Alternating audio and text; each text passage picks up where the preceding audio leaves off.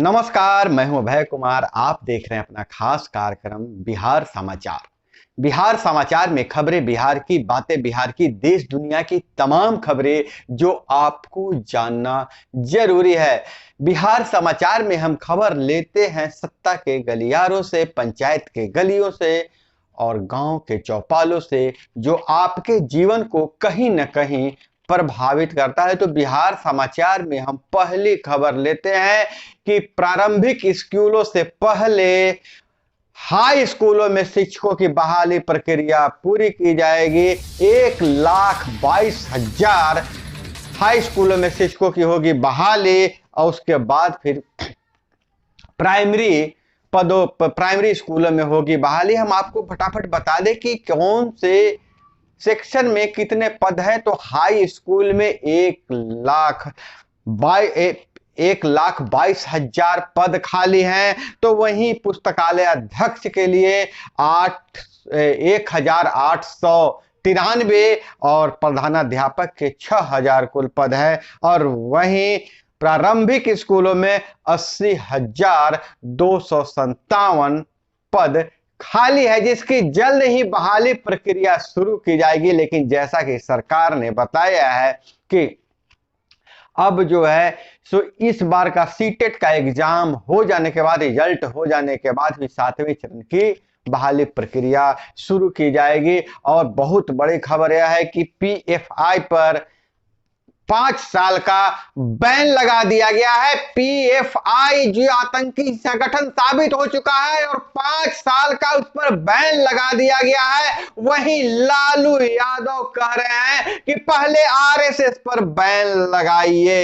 NIA ED के छापे में संदिग्ध गतिविधियां सामने आने के बाद उठाया गया है यह कदम। पीएफआई पर 5 सालों के लिए बैन लगा दिया गया है। अधिसूचना जारी कर कहा गया कि यह सुरक्षा के लिए घातक है। और बता दें हम कि इससे टेरर फंडिंग पर की कमर टूटेगी। और 15 साल पहले बना था, देश भर में फैल चुका है पीएफआई। 20 से ज्यादा राज्यों में जड़े हैं, 50,000 से अधिक सदस्य हैं। और 2007 के फरवरी में बना था यह संगठन। और मजे की बात यह है कि इसका खुलासा बिहार से ही हुआ है। बिहार से ही खुलासा हुआ है कि पीएफआई आतंकी गतिविधियों में लिप्त है। और इधर गंगा जल उद्भव योजना के अंतर्गत राजगीर के 8,031 घरों में 2 बार गंगा जल की आपूर्ति शुरू कर दी गई है। अब राजगीर वालों को उनके घरों में गंगा जल मिलेगा। फिलहाल दिन में 2 बार उन्हें गंगा जल मिलेगा। और बहुत बड़ी खबर देश स्तर पर कहें तो retired lieutenant general Anil Chauhan नए सीडीएस बिपिन रावत की जगह लेंगे। बिपिन रावत को सीडीएस का पद बिपिन रावत के असामयिक निधन के बाद खाली था और अनिल चौहान अब नए सीडीएस के रूप में होंगे। इनका प्रोफाइल बहुत ही उम्दा है। और गया में 2 हार्डकोर नक्सली गिरफ्तार, पुलिस पर हमले समेत कई केस में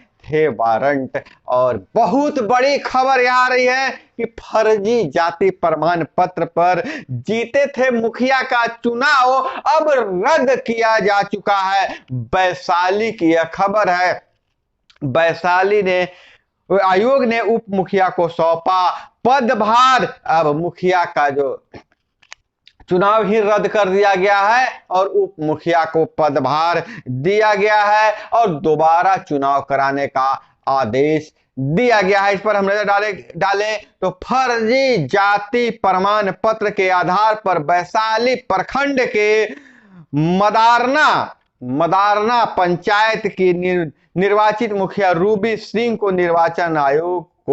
राज्य निर्वाचन आयोग ने रद्द कर दिया गया है। उनके निर्वाचन को राज्य निर्वाचन आयोग ने रद्द कर दिया है। उनके खिलाफ अत्यंत पिछड़ा वर्ग धानुक जाति का फर्जी जाति प्रमाण पत्र के आधार पर आरक्षण का लाभ उठा मुखिया निर्वाचित होने का आरोप सही पाया गया, उन पर जो आरोप लग रहे थे वह सही पाया गया।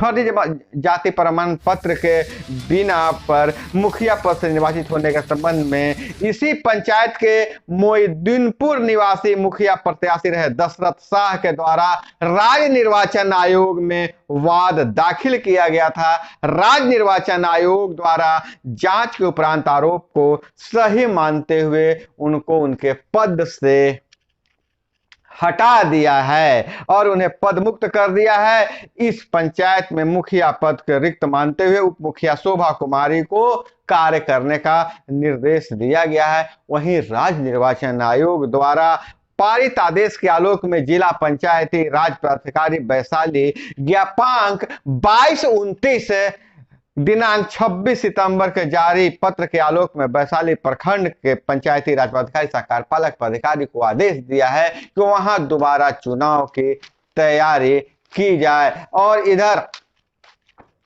IRTC सिटी घोटाले में तेजस्वी की अब 18 को होगी पेशी। CBI की याचिका पर कोर्ट ने दिया समय। लालू को इलाज के लिए सिंगापुर जाने की मिली थी अनुमति। अब तेजस्वी यादव अंदर रहते हैं कि बाहर रहते हैं 18 तारीख को पता चलेगा। 18 को पेशी होगी। हम आपको बता दें कि IRTC में घोटाले में CBI द्वारा बिहार के उप मुख्यमंत्री तेजस्वी यादव को जमानत रद्द करने संबंधी CBI की मांग वाली याचिका पर दिल्ली के राउत एवेन्यू कोर्ट में सुनवाई टल गई है। अब वह 18 अक्टूबर को सुनवाई किया जाएगा। उसी समय फैसला होगा तेजस्वी यादव अंदर रहते हैं या बाहर रहते हैं। और वहीं IIT पटना के छात्र को 42 लाख रुपए का पैकेज कैंपस प्लेसमेंट हुआ है।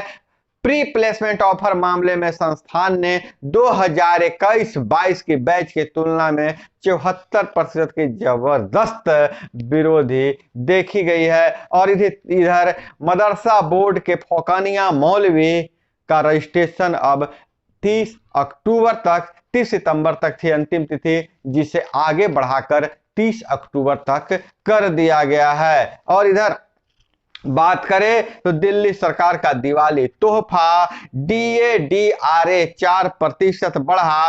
42 लाख कर्मियों 70 लाख पेंशनर्स को फायदा होगा। और ब्रिटेन में जो हिंदुओं पर हमले हो रहे थे उसका स्वयंभू मौलवी की साजिश जांच में खुलासा हो चुका है। एक मौलवी के साजिश के कारण हिंदुओं पर हमले हो रहे थे। लेस्टर में हिंदू मुस्लिम झड़पों की जांच में खुलासा हुआ है। भीड़ को भड़काने वाला मोहम्मद हिजाब पहले भी ऐसी साजिश रच चुका है।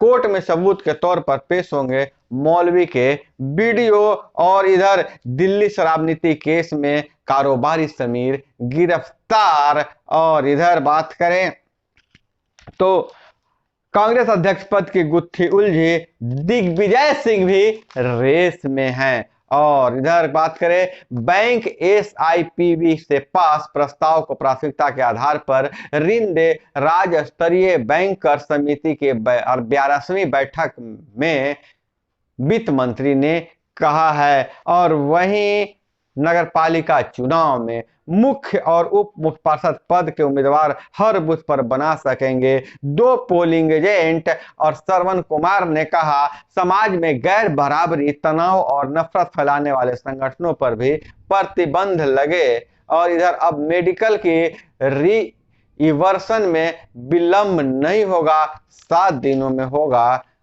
निपटारा। और बैंकों ने छोटे मंझोले उद्योगों को बाकियों से 2.5 गुना ज्यादा लोन बांटे हैं।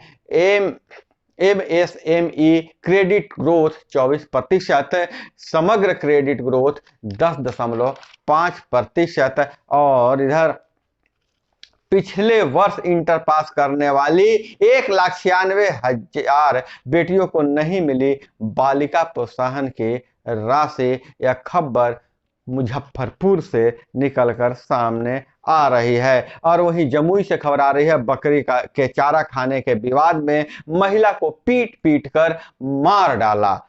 सभी आरोपी फरार हैं और बिहार में सत्ता पक्ष सपोर्ट से आम लोगों में भय, छोटी बातों पर अपराधी मार रहे हैं गोली। विजय कुमार सिन्हा का यह आरोप है बिहार सरकार पर। और इधर पीएनबी के मैनेजर को लूटने वाला बेगूसराय से गिरफ्तार हो गया है। लूट गिरोह का सरगना बंगाल फरार हो चुका है। जैसा कि आपको पता है कि पीएनबी में लूट हुई थी। और केरल की राजनीतिक खबर की बात करें, लव जिहाद के मुद्दे के जरिए ईसाइयों को साधने में जुटी है भाजपा जो है, जो ईसाइयों को साध रही है मुस्लिमों द्वारा लव जिहाद की जो बात कही जा रही है, जो चार्ज सामने आई है, उससे बहाना बनाकर उस मुद्दे के जरिए ईसाइयों को साधने में जुटी हुई है। तो दोस्तों, यह थी वो तमाम खबरें जो आपको जानना जरूरी था। इसी तरह से खबरों के लिए जुड़े रहिए हमारे साथ। मिलते हैं अगले वीडियो में। जय हिंद, वंदे मातरम।